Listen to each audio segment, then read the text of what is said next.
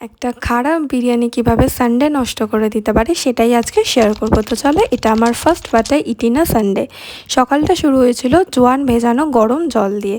তারপর ব্রেকফাস্টে ছিল দুধ আর ওটস। এটা চকলেট ওটস, বাট এটা কিন্তু কোনো চিনি নেই। তারপর ছিল লাঞ্চটা ছিল খুবই খুবই খারাপ। আমরা অর্ডার করেছিলাম হায়দ্রাবাদি বিরিয়ানি আর লখনৌ বিরিয়ানি। খেতে তো খুব বাজে ছিল, সবথেকে বড় কথা খাবারের মধ্যে পিঁপড়ে ছিল। তো কি করা যাবে, সবটা একটু একটু করে খেতে বাধ্য হলো, কারণ লাঞ্চে আমাদের জন্য কিছু ছিল না। তারপর মুড ভালো করার জন্য আইসক্রিম অর্ডার করেছিলাম। আইসক্রিম খেতে মুডটা খুব খুব ভালো হয়ে গেল। তারপর বিকালে একটু বেরিয়ে পড়েছিলাম, একটা দরকারে দাদার বাড়ি গিয়েছিলাম। ওখানে তো প্রচুর খাওয়া দাওয়া হয়েছে। প্রথমেই বৌদি দিয়েছিল এই কোল্ড ড্রিঙ্কটা। তারপর বৌদি নিজের হাতে বানিয়েছিল এই চিকেন চপগুলো, যেটা খেতে তো খুব খুব ভালো ছিল, বাড়ির বানানো বাট খুবই টেস্টি।